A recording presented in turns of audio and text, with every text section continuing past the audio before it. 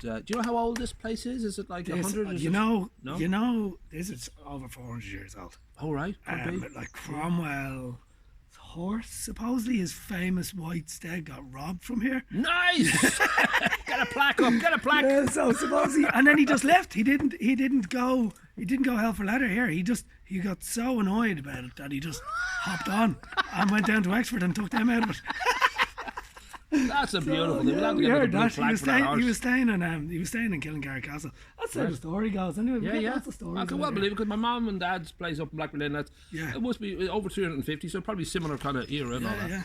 But listen, we're here for the important story of BIGFAN, and I'm thinking 5-6 years ago, for some godforsaken reason, you're in Canada, but a moment happens in Canada. It was almost when you got off the plane, wasn't it? It was directly off the plane, yeah, actually, because I went to meet Jennifer, my sister, who was there, and the first thing she's going to do is bring me for food and cocktails, because that's what I love to do.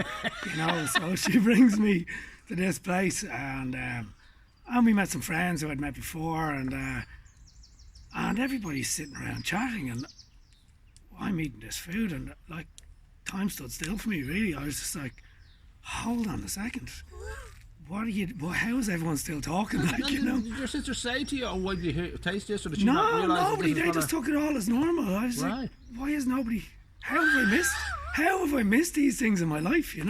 But it's kind of as much as we all love good food, to have that sort of reaction is rare enough. Or unless you're a real kind of foodie person, you're always looking for that kick. I'm always looking for it. I think, and I wasn't in the business or anything. I just love food. And have you tried chips? They're great. Well, you try my chips. But to take it from that moment, I'm just wondering whether even part of your brain was thinking, because you're sort of like the family are quite entrepreneurial, and you've done a lot of different things. You have the gallery here, and just it seems to be that you're sort of able to recognise, this could work. I don't know whether you would even I actually said it right there in the restaurant. I said, I'm going to open a place that sells these things. And then it disappeared for years, So then we should jump to when it does start to become a reality. I don't know whether that was when you kind of hooked up with your friend John Zoo, or whether it was just already happening when this all sort of. Well, to be honest with you, I tend to have these ideas and work them out completely, and then I just leave them. For some reason I go, okay, resolve that. Could have worked that way, but boom, it's gone. And this one I had done extensive research, like insane rabbit hole stuff into it, and I had it all sitting there.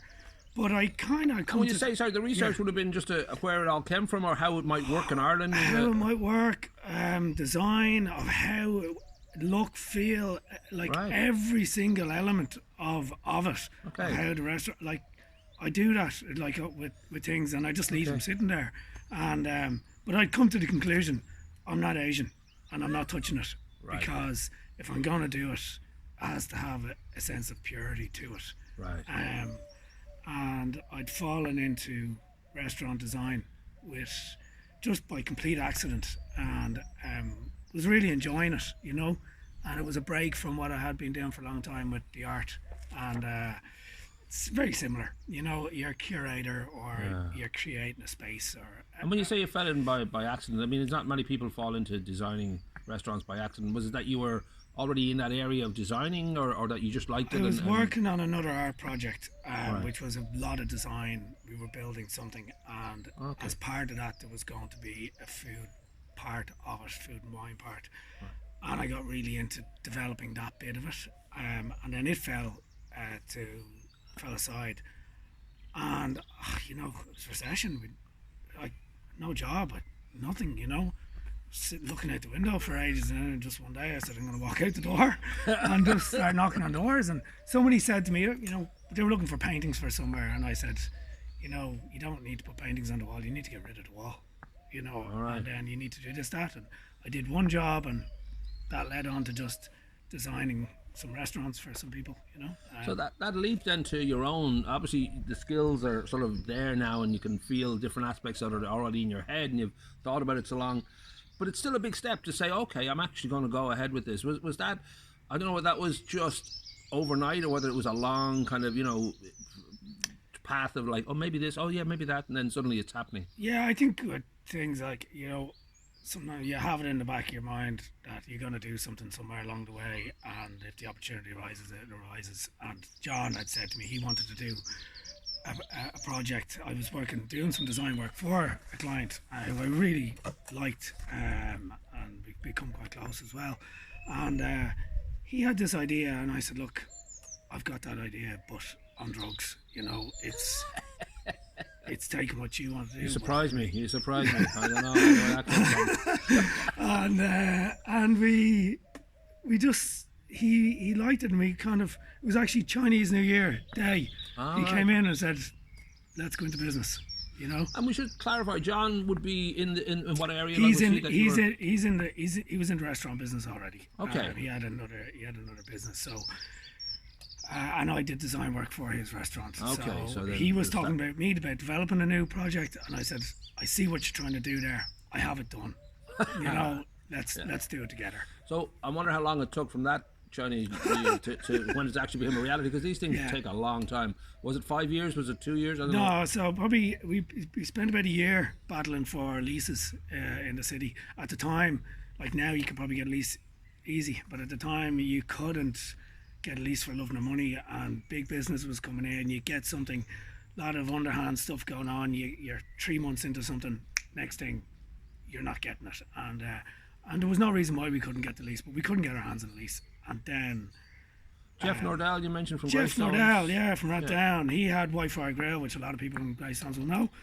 And he now has Bow Lane, which is next door, and he's been a guardian angel for me throughout all this, because he's in the trade a long time. And he had a lease going, and he said, look, I know you're looking. Do you want here? So we started working on that, and we took the lease of Wi-Fi Grill.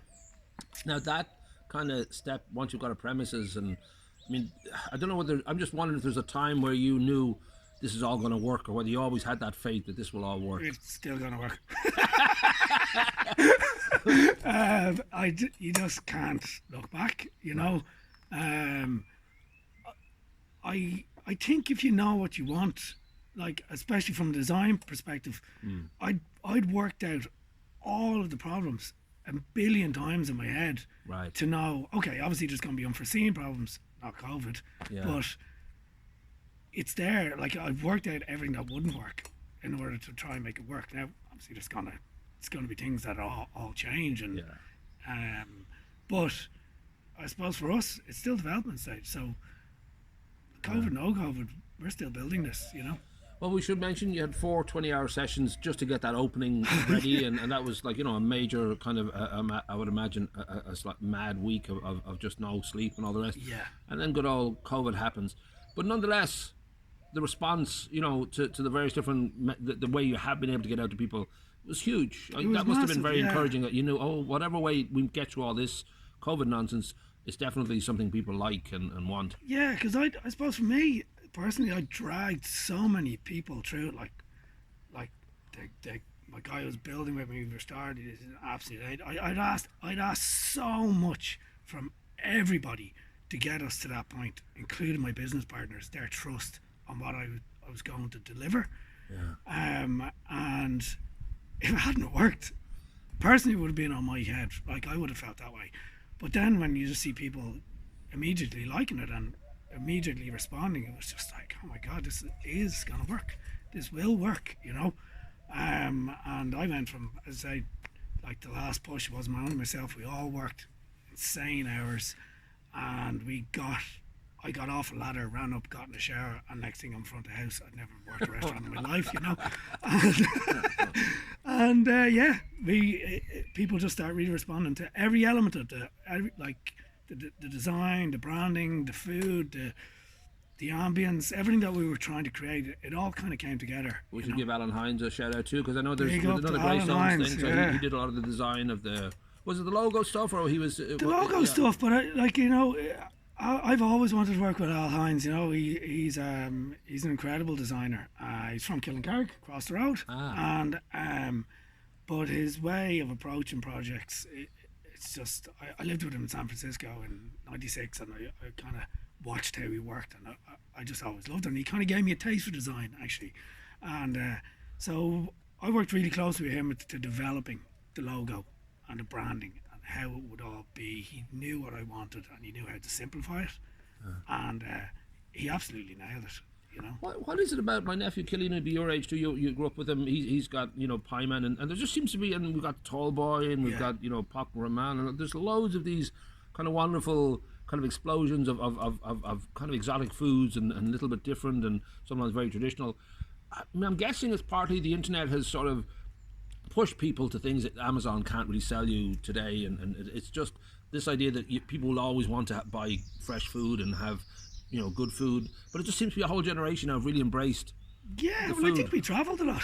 Right. I think that generation got to travel quite a bit, and we experienced lots of things, and we wanted to bring it here. And Dublin really, and Ireland really needed it. You know, food was, you know, we great produce here, and you know, but like the steak and chips, and you know,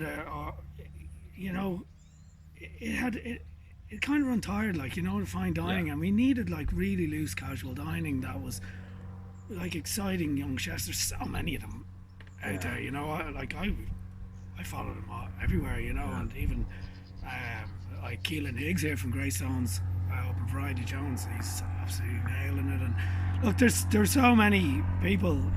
There were so many people, I think, just really wanted to bring something different. And I'd grown tired, you know. Well, I think your generation grew up with having the munchies all the time, so and it just got, you had to still keep looking for new kids. I didn't find the Asian food in Holland anyway. So then, when it gets to, you know, having to deal with the lockdowns, the mailboxes are here now, and we have the details. They'll be here in the print, and people can order them and pick them up from this lovely spot in Killincarrig. But you mentioned the fact that, like, say for example, Deliveroo, 30% they take, which is ferocious. That's like a Spotify thing. And they take more off some others. And what about and Just Eat? Were they an alternative? They're dealing with the same. And you're cornered into one or the other. That's unbelievable. That's almost like you're working for them. Hooray for them and all that, and I hope I'm sure they're lovely people and everything else. But that just seems almost Sopranos-esque in their pricing. It is. You're working for them, and with obviously we'd opened up a business. We were one day open, we were closed the next day. Like, we had to develop into takeaway straight away just to survive. Like, and that's all we are doing, is trying to get to the end. So you've no choice but to go with it. But then, you know, I suppose with the boxes, like you know, with any business, it's like there's a problem. If you can fix it for a price for a customer, that's a business, you know. So the problem was people wanted our food, but they couldn't travel to get it. Sure. They couldn't come to the restaurant. We were serving food to people, but there was no people. So how do you do it? You bring the mountain to Muhammad, you know. And you very cleverly, because this is a particular type of food that needs to be steamed, so you kind of went out like beyond the Call of Duty to figure out how to make that happen. Because you would think most people would say, well, if you have this, you can have our food, but if you don't have one of those, forget it. Yeah. But you actually made a little steam with it. It's the same old solution. But any business, like I suppose I was asking the lads in the kitchen to get a box together, and they were like, well, we can't, because I was like, look, always just tell me the problems. Yeah. I just need to know the problems. If I know the problems, then I can work on fixing them. And creating this, myself and my dad actually worked here on it. Started off with 3 rolls of tinfoil and a plate, and ended up as this little aluminium X that creates a steamer that you can steam at home. That must have been a nice feeling when you realise, oh, it can actually do it. It does actually work. Because, you know, it's one of those things that it's sort of crucial to the food to be prepared by the person and be fresh. That's the whole idea. Yeah. You want to deliver our restaurant quality flavour, especially as a new business. We didn't want them to have takeaway food. We wanted them to cook it fresh and have it as close as we could give it to them. So it was really important to get it right. And when we tried it and it worked, it was like, wow, okay, this works. Now I have to make them. So the final thing would be, now that we're hopefully within, I don't know, I'm going to say 3 months, we should be in a different place with the lockdowns and all that, hopefully. I mean, I don't know whether you've got a different kind of BIGFAN plan, or it's the same plan, just had to be slightly altered to get to the... It's it's a much bigger, like the final plan is much bigger, and BIGFAN is, the brand is developed to move in many different ways, and hopefully that will happen in the future. But the food that we are serving at the moment is our version of takeaway food. It will be elevated, you know, and we're really looking forward to bringing that out in the restaurant and just constantly innovating. That's the excitement in it for me. You know, constantly moving forward and constantly trying new things and breaking rules and that kind of stuff. You know.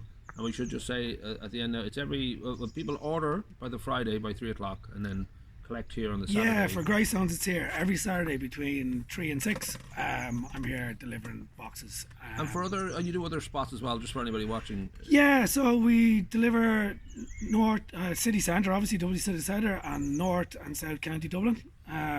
So all over Dublin, and then we are doing periodical sort of drops in County Louth because we had some mates up there who started it and it's kind of taken on. So it's mad, our food is getting to places that you just wouldn't have thought of, you know. And if we had a restaurant, we probably never would have done this. So, and then hopefully we can get to nationwide delivery. That'd be amazing. You know. I like my pun title. You told me some puns that people were giving you on the. And you pronounced it bow or bow? What would you bow? Bow. Bow. Yeah. What were the puns people were throwing at you? Oh, take a bow. Anyway, as always, then and bow down and yeah. But yeah, bow downs. There's not time for that. Still more to go. I'll find a pun. I'll find one.